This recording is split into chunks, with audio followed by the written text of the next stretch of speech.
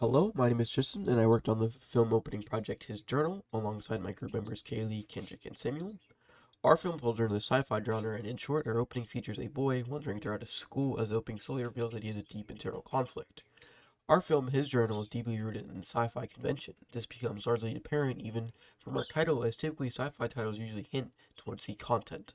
We took direct inspiration from movies like Lost in Space, Alien, and The Terminator, as we notice that the majority of sci-fi films study the subject or what's going on in the film without giving away entirely. For example, the film Lost in Space, the plot is no other than what you guessed it to be, being lost in space. Our film follows this by relating to the story being based around the journal, thus the name being His Journal. Moving to the actual implications of our title, we again followed convention by using a futuristic title and a dark background, which is conventionally achieved by a fade to black. We took this inspiration largely from movies like Alien, where you could see they have a bright color and being contrasted by the dark background. You could also see this in movies like Star Trek. This formula is also followed throughout to our credits, where they slowly fade in with their bright futuristic colors, then they slowly fade away again with that same font we used as our title being rather futuristic, and we also used the same color being green. On to actual conventions for our content, our opening would be categorized as a prologue, as we have a voiceover. This is extremely conventional for sci-fi films, as sci-fi worlds usually hold different rules than what we're used to, so there's usually a voiceover that explains everything that's going on. We got direct inspiration, however, from things like King Kong vs. Godzilla, where they make use of really balanced shots like from here, well, even all the way to here, where the subject is just always in the middle of the camera, seemingly, and we followed that all the way through to our film with our shots. We try to keep our subject directly in the middle, especially in scenes where he's moving. We like to keep him directly in the center of the camera. We also took inspiration in the music aspect and also what's going on, mise en scène wise, as in films like King Kong vs. Godzilla, everything starts off really slowly, with the music being slow as well. Then when we move towards the end of the film, however, things start to pick up in as well as sound and music picks up as well as the content. We followed this similarly, as our music is very low towards the beginning and it's low, and then also our character is moving rather slow, but towards the end he's seen moving faster. Our music is picking up pace, and so on and so forth. This overall creates a feeling of suspense as things suddenly pick up, and we achieved even greater suspense through our use of a filter that was added post production that creates a black bars around it, which is it's hard to pick up when you're looking for it, but overall it makes the scene darker. As for social groups in our film, the main one we wanted to go with was the nerd stereotype in sci-fi films. Typically in sci-fi films, the main character is a super smart, geeky-like character, typically with glasses, which our actor fit this perfectly with the glasses and the rather outdated appearance, which we achieved through costuming. If generally in sci-fi films, if there's not the main character, there's at least one character in there who has that super nerdy-like appearance. Through the process of filming, we use rather simple equipment like our cell phones to record the shots. Through this, we learn the importance of camera work and how hard it can actually be. One notable conundrum we experienced was not getting your own feet or fingers in the frame while filming. Unfortunately, I don't have anything to show for this, as it happens so often we just deleted them in the masses. Another issue we experienced was the lighting, as we filmed on school grounds during school hours, meaning we didn't have any control over the lights, so it would come out shots like this where the glare was absolutely terrible and you couldn't really see what's going on. I also personally learned a lot about transferring videos and how strenuous that could actually be when you have just a ton of videos that you need to upload through Google Drive or whatever you may be doing to upload to your computer. Through this uploading process, though, I also learned about how important it is to have the proper resolution set, as we had a huge roadblock in our film creation, as the videos we uploaded were done in the wrong resolution, resulting in them being rather blurry.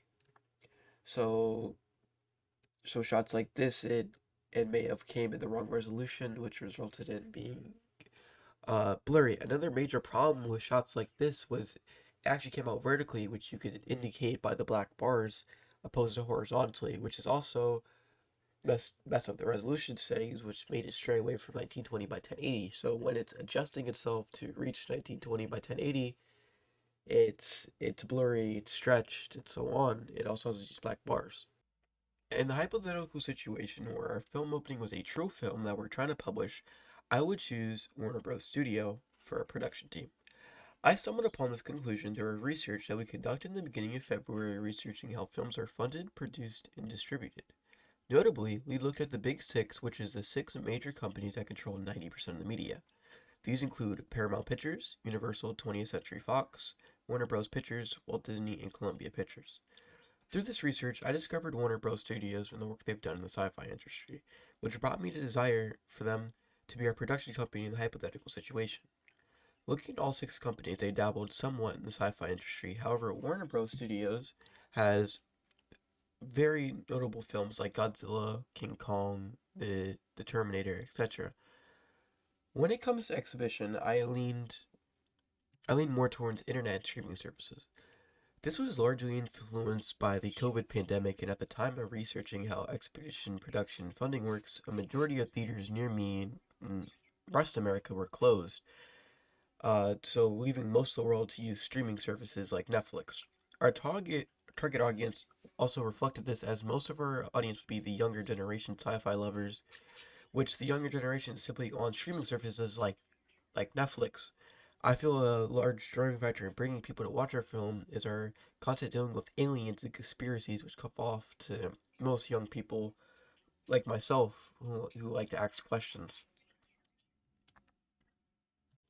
Throughout the entirety of creating this film, I learned a plethora of things and skills that brought me to the next level of filmmaking.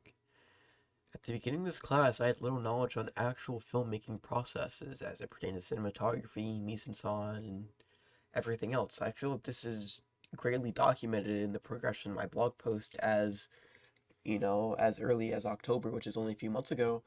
I was talking about what a film opening actually was, not understanding the full concept of what a film opening was. Then as we move on, I'm doing almost 2,000 word case studies, on different films. Also, throughout the various film projects we did, I learned what it meant to truly make a film, and I really was able to use these skills that we learned to create our film. Things like the music video project we did. We had to create a music video. I learned how important it was for mise en scène, how much your background plays a key role in what you're doing. Before all this, I feel I just assumed film was just shot to edit together without really any intent behind it, just to make things look cool. However, this project overall has taught me the importance of actually taking your time to write your script and moving to a storyboard, then actually bring it to life and adding the finishing touches of editing. It's very fortunate we learned the importance of planning, as our film ended up having many hiccups throughout its entirety. For instance, like me, I was supposed to be the main actor. However, I ended up catching COVID during the filming week, which put me out of school for 2 weeks. So we had to get a new actor and everything else like that.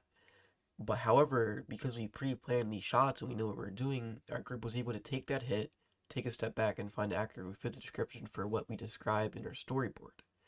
We also themed this with editing, as we were limited to 2 minutes as per requirements, and our film sits at 1 minute 55 seconds. And what allowed us to do this and cut it so close and still be okay was planning out each shot duration, meaning we already knew how long our film was going to be before we even shot it. Leaving this class, I have more skills in editing and also have an absurd amount of knowledge as it pertains to shot creation and overall meaning, which has brought me to a new level of filmmaker where I can say I was never before. To be honest, I can't even say I was able to make films before, as I didn't understand what it truly meant to make a film. Now I could say that I can make a film.